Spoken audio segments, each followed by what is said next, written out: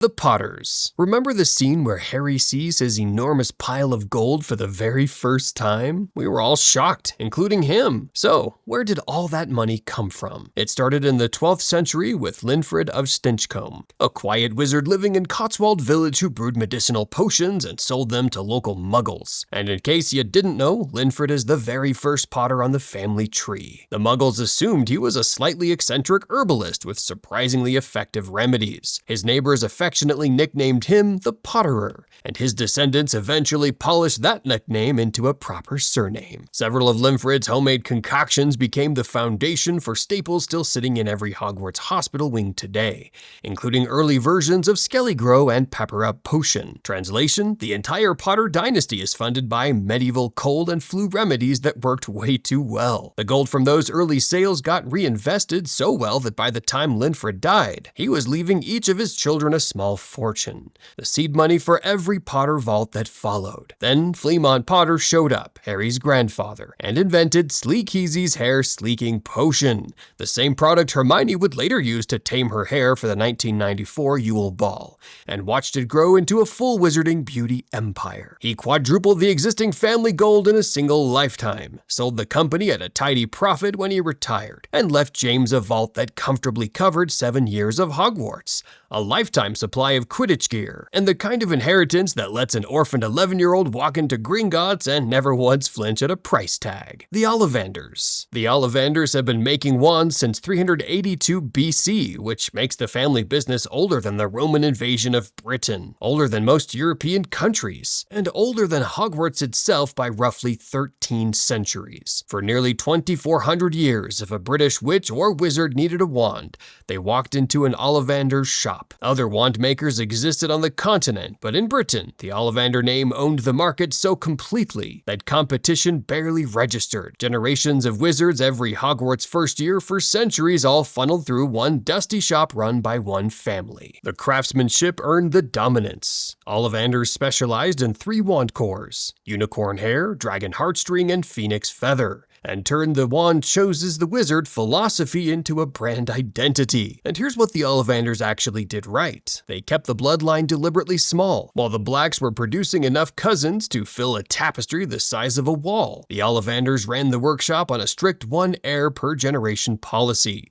The craft passed from father to son, the shop passed from father to son, and the vault passed from father to son, undivided, undiluted, intact. They married carefully, the kind of strategic pure-blood matches that kept the Ollivander name welcome at every important vault in Britain, and then quietly handed the entire wand-making operation to a single son each generation. The best monopoly in the wizarding world is the one nobody else figured out how to copy: the Malfoys. The Malfoy fortune is the wizarding world's masterclass in being on the right side of every regime change starting in 1066. Armand Malfoy crossed the English Channel with William the Conqueror. Most wizards of that era hid in forests and pretended Muggle politics didn't matter. Armand did the opposite. He attached himself directly to the new Norman court, performed the kind of magical services nobody put in writing, and walked away with a vast estate in Wiltshire as his reward. The land became Malfoy Manor, and it has been in the family ever since. For the next 10 centuries, the Malfoys made themselves useful to whoever currently held power: ministry officials, royals, dark lords, school governors. Donations flowed in every direction at once. Whoever won the next civil war always found a Malfoy thank you owl in their morning post.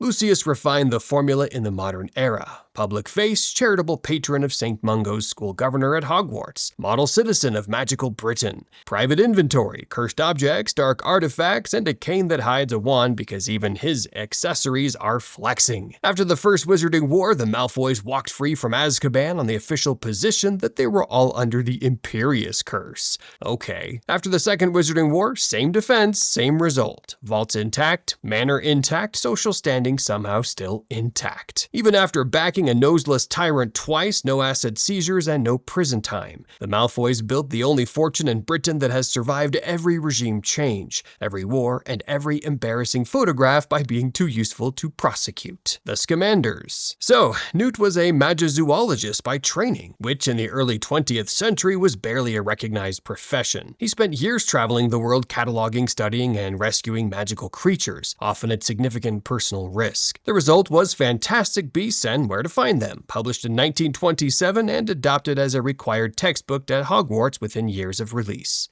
It stayed on the syllabus for nearly a century. That detail is the entire fortune. A required textbook in the British wizarding curriculum prints money on autopilot. Every Hogwarts student buys a copy every year for decades. Royalties from a mandatory school text inside a closed magical economy work out to passive income stream most authors would commit minor crimes to access. Newt also held a senior position at the Ministry of Magic in the Beast Division, contributed to international magical legislation around creature welfare, and was awarded the Order of Merlin Second Class for his work. Government salary, recognition pay, lecture circuits, expert consultations, all stacked on top of the textbook royalties. His marriage to Tina Goldstein, a former Makusa Auror, added another professional income to the household. By the time the next Scamander generation arrives, the family is comfortably established as old academic money, the wizarding equivalent of a Cambridge dynasty with a publishing empire attached. Their grandson Rolf marries Luna Lovegood, merging two strange and reasonably wealthy magical lines into one household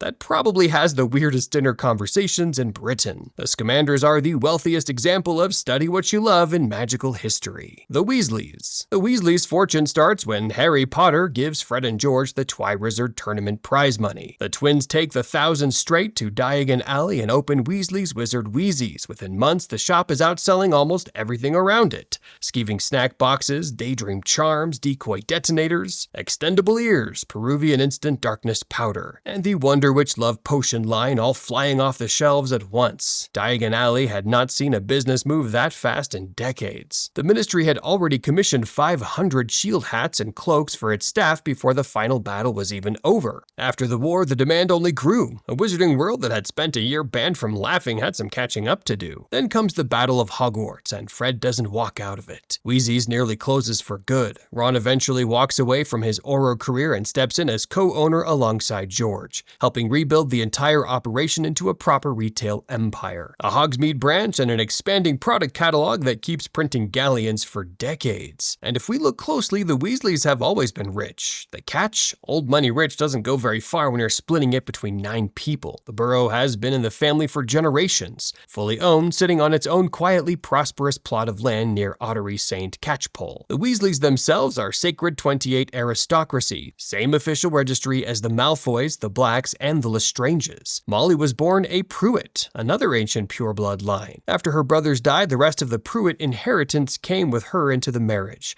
adding a second old vault to the Weasley household. So, stack the old Weasley land, the Pruitt vault, and George's empire together. And by the time the next generation reaches Hogwarts, the family vault looks nothing like the one Ron grew up with. The Weasley name finally stops being a punchline about counting Knuts. The Abbotts. The Abbotts are one of those sacred 28 families that spend most of their history staying carefully out of the headlines. The story goes that the original Abbott money came from the standard Sacred 28 playbook, ancestral land, a quiet vault at Gringotts, and the kind of generational stability that pure-blood Britain treats as the baseline for old families. Then Hannah Abbott rewrote the family's financial future by taking control of the most strategically located building in magical Britain. The Leaky Cauldron is the only public-facing entrance to Diagon Alley from Muggle London. Hogwarts students on summer shopping trips, ministry visitors arriving from out of town, foreign tourists, weekend shoppers, the occasional confused Muggle who somehow ended up at the right brick wall, and every single Muggle-born first year receiving their introduction to the wizarding world. All of them pass through the Leaky Cauldron at some point. The pub holds an unbreakable monopoly on the single most important piece of magical infrastructure in the country, the doorway between two worlds. Hannah went to work at the Leaky Cauldron after Hogwarts and eventually became its landlady, the title traditionally held by the person who owns or runs a British pub.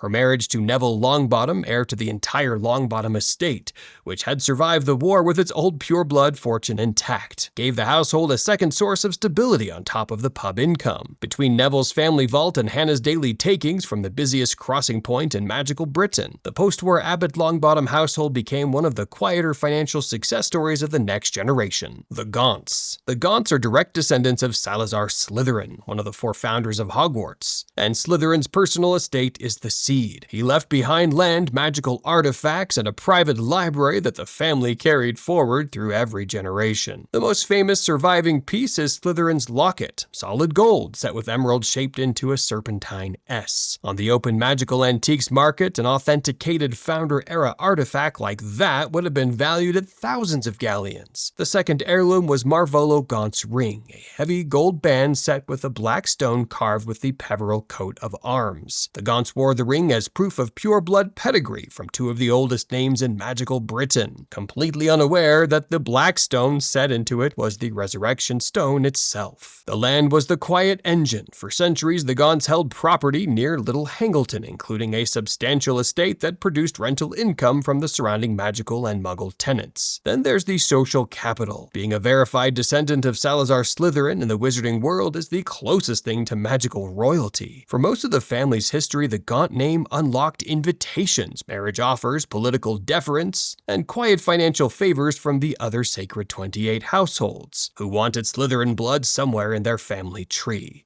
For the better part of 1,000 years, the Gaunts coasted on this stack. Then came the inbreeding. Generations of marrying cousins hollowed the family out genetically and financially, and by the time Marvolo Gaunt was born, the estate had been sold off. The manor was a collapsing shack, and the only thing left was the locket on his daughter's neck and the ring on his own finger. The Burkes. Carricktaccus Burke founded Borgin & Burkes in Knockturn Alley as a partnership with the Borgin family, and the business model was brilliant in its simplicity. Cursed necklaces, hands of glory, opal jewelry that had killed multiple owners, vanishing cabinets with one-way connections to other vanishing cabinets, and the kind of inherited heirlooms that respectable dealers in Diagon Alley refused to touch on principle. The financial logic was brutal. Dark artifacts have terrible reputations and microscopic supply, which means margins are enormous. Caractacus famously bought Slytherin's locket from a desperate pregnant Merope Gaunt, aka Voldemort's mom, for 10 galleons, an artifact later valued at thousands. That single transaction tells you everything about how the original Burke fortune was assembled. Buy desperate, sell discreet, pocket the difference, and never ask where the merchandise came from. The family climbed the magical social ladder in the practical way. Herbert Burke married Belvina Black, daughter of one of the oldest pure-blood houses in Britain, and the marriage handed the Burkes exactly the legitimacy their gold could not buy on its own. The Lestranges. The original Lestrange fortune was built the same way the Malfoy fortune was built, in the same century by the same kind of opportunism. The Lestranges arrived in Britain from France during the Norman conquest and immediately attached themselves to the new ruling court. Norman wizards who made themselves useful to William the Conqueror walked away with land grants carved out of confiscated Anglo-Saxon estates, and the Lestranges walked away with enough property to never need a paying job again. That land became the foundation of every galleon the family would ever own. From there, the Lestranges grew the fortune through one specific strategy: marriage stacking. For centuries, they intermarried with other elite pure-blood houses, especially the Blacks and the Rosiers, and every wedding brought a fresh dowry and a fresh merger of vaults into a single consolidated bloodline. Romance was a secondary consideration. The Lestranges never had to build a business, invent a product, or sell anything to grow their gold. Inheritance did the work. The fortune compounded purely through dowries, marriage contracts, and the centuries-long pure-blood rule that gold only marries gold. The Flamels. Nicholas Flamel was born in France in 1330, trained as a scribe and bookseller in medieval Paris, and spent the first century of his career as a respectable but unremarkable member of the magical community. Then sometime in the late 1300s, he became the only wizard in recorded history to successfully complete the Philosopher's Stone, and the Flamel fortune started compounding immediately. The stone produced two outputs that broke the rules of every other fortune on this list. The first was unlimited gold on demand. Drop in any base material, iron, lead, copper, walk away with the same weight in pure galleon-grade gold. There was no upper limit, no diminishing returns, no scarcity to manage. The second output was the elixir of life, brewed directly from the stone, which kept Nicholas and his wife Perenelle alive and healthy for the next 600 years. The math is what makes the Flamels uncatchable. Every other rich wizarding family on this list grew through interest, monopoly, or inheritance, all of which take generations to compound. Nicholas and Perenelle had 665 years of personal compounding time, 665 years of producing gold whenever they wanted, investing it however they wanted, and never once dying and splitting the inheritance among quarreling heirs. By the modern era, the Flamel household had been quietly running the most efficient gold operation in magical history for longer than most countries had existed. When Voldemort came for the stone in 1992, Nicholas and Perenelle made the call to destroy it. Dumbledore Dumbledore's exact words were that the Flamels had enough elixir left to set their affairs in order, and then they would die. After 665 years of unlimited gold, they walked away from the operation by choice, the only family on this list whose fortune ended on their own terms. So, the gold's been counted. Now for everything else. All 24 major events you missed after the Deathly Hallows explained. That's your next lesson here at Stickman Hogwarts. Click now before McGonagall takes points for being late.